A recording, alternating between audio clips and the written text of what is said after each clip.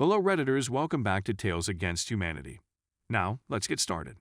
In today's episode, my laptop won't turn on. I get a call early in the day from a user that says she can't turn on her laptop. I go to her office, take the laptop, plug in a power cable and boom. It turns on. Give it back to the user. 3 hours later, I get a call again from the same user saying her laptop won't turn on again and it shut off randomly on her. Now I'm suspicious. I take her laptop again to my office. Plug in the charger and of course the laptop turns on. I take out the charger once it turns on and see that it's just about to die. Lady, if you don't know that you need to charge your laptop with your charger so it doesn't die. I can't fix that. I bring back her laptop and plug it in with her charger and verify that her charger is working and charging her laptop. I told her keep it plugged in for it to charge so it doesn't die. Story 2. Your password can't be a common word. User, I'm having some trouble changing my password. Me, no problem. Let me set a temporary password. When you log in, it will ask you to change your password and we can set up your new one. User, okay, thanks. Me, okay, here's your temporary password. Go ahead and log in. User, okay, just a minute. It's saying that I need to change my password. Me, correct. Your new password needs to be at least 8 characters and one of them has to be a number. Our system is not taking a lot of common words, such as names, cities, states, etc. User, okay, just a second. My new password is not saving. Me, the system can be a bit tricky. Can you tell me what you were trying to set your password as?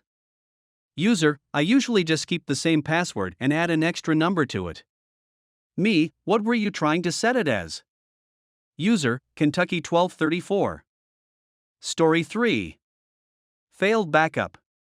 I worked on a proof of concept application with a database extracted from another database enhanced by the new system. Additional data and multiple applications were created to show capabilities.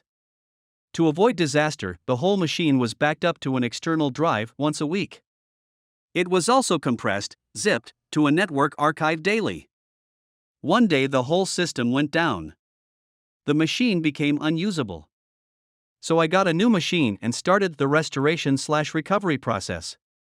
Long story short, the motherboard had gotten corrupted, so all the data on the original drive was unreadable, as were all the archives and backups. I've never seen anything like it. As the motherboard started to fail, it recognized its corrupted data for some period of time, so the backups verified but were all written in an undecipherable string of data. Other than having recreated everything simultaneously on a second computer, I am not sure how I could have prevented it. So since I'd been a fan of cloud development, still one machine could fill the database with corrupted data. Story 4. You wiped my computer. I have another tale from my work doing a faculty refresh for new computers. I'm the main person doing Mac replacements. This was a professor who had been asking about his replacement at the beginning of the year, as he'd be teaching abroad during the second semester. I'm able to get it to him around mid-February, and I come by a little bit before he starts teaching class so that he knows exactly what's going on with the old and new, and I tell him I should be done by the time his class is over and he can use his new one just like he normally would. This is like my last story, where I still have to manually move the data over between 2 laptops. Another thing to note is that his old has a 1 terabyte drive in it. The standard drive for most Mac laptops for this refresh were 500 gigabytes unless the user specifically asked for me. I'm not sure why they didn't go with 1 terabyte for all. It may have to do with us having shared drives in OneDrive as an option, but I also wasn't involved in the process for deciding specs and didn't know until after they were ordered last year. So as I'm moving the data over, I realize the drive is filling up pretty quickly. I look to see what's taking up the most space, and what folders are the largest. He has an iPhoto library last accessed 2016 taking up 50 gigabytes of space. iPhoto is the old version of Photos on Mac, so I knew this was probably all archived stuff. Not wanting to interrupt his class for something that's probably not a quick yes/no, I decided to move everything except that library and email him what was going on. I also offered the option to work on clearing some space from the internal drive if he did need that library. Later that afternoon, when he got back, he called me and said he did need that file to look through it and make sure it was all in his photos library, and asked if he could keep the old laptop a little bit longer. We allow this in cases like this for cases like this.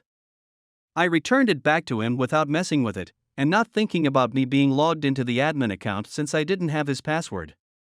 He sends me a strongly worded email the next day saying something to the effect of, "You wiped out my old machine already, and I had to reconfigure everything so I could find that file.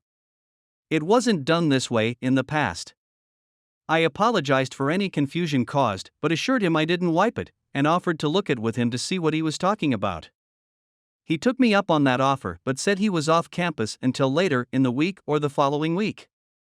I then asked him to verify that he's in his account, that says his name up at the top, or if he sees an empty desktop.